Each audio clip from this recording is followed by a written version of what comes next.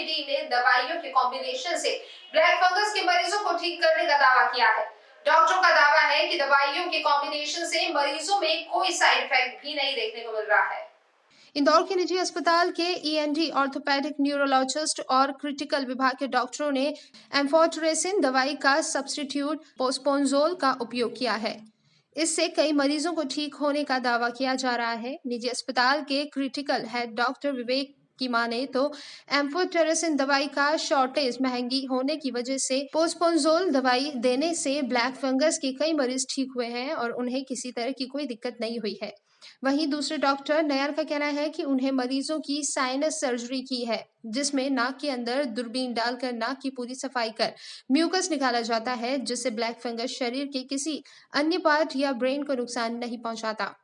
निजी अस्पताल के क्रिटिकल केयर और ईएनटी डिपार्टमेंट में मिलकर यह कार्य कर रहा है।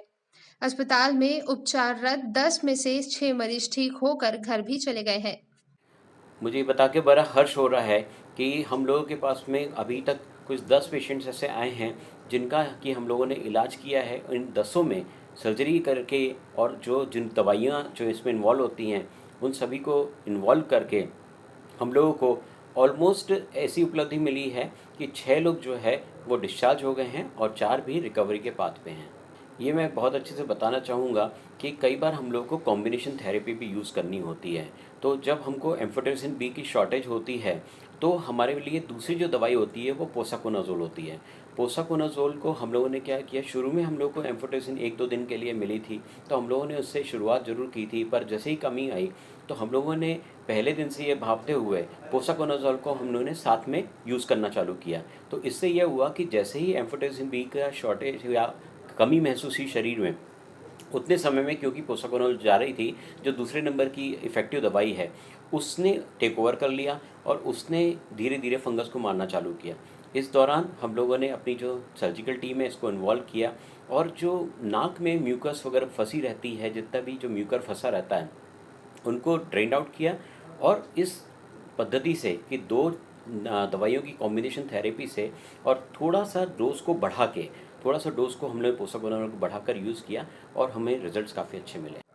अब चूंकि दवाई अवेलेबल नहीं हो रही है एम्फोटेरेसिन बी, जैसा कि सबको पता है, तो शुरुआत से ही हम बहुत अग्रेसिव रहते हैं सर्जरी की तरफ।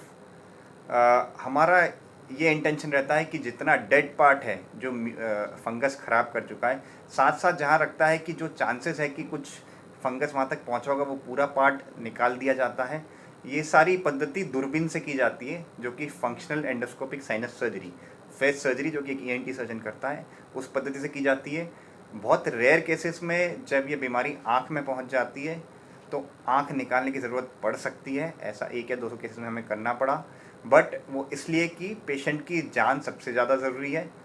एक आँख से नहीं दिख पा रहा है, मान लो उसकी ऑलरेडी विजन जा चुकी है, उस केस में वो निकालना पड़ता है ताकि हम सेकेंड आँख को बचा सकें और वो ज़िंदगी भर हम पेशेंट को एक प्रायोरिटी एज अ लाइफ उसको दे सकें और उसका विजन भी जो एक आई में इंटैक्ट है उसको डिस्ट्रॉय होने से बचा लें।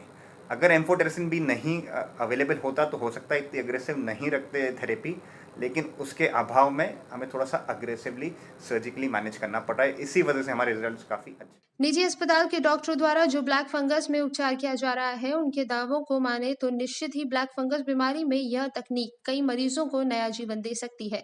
साथ ही इस बीमारी को फैलने से पहले ही रोका जा सकता है।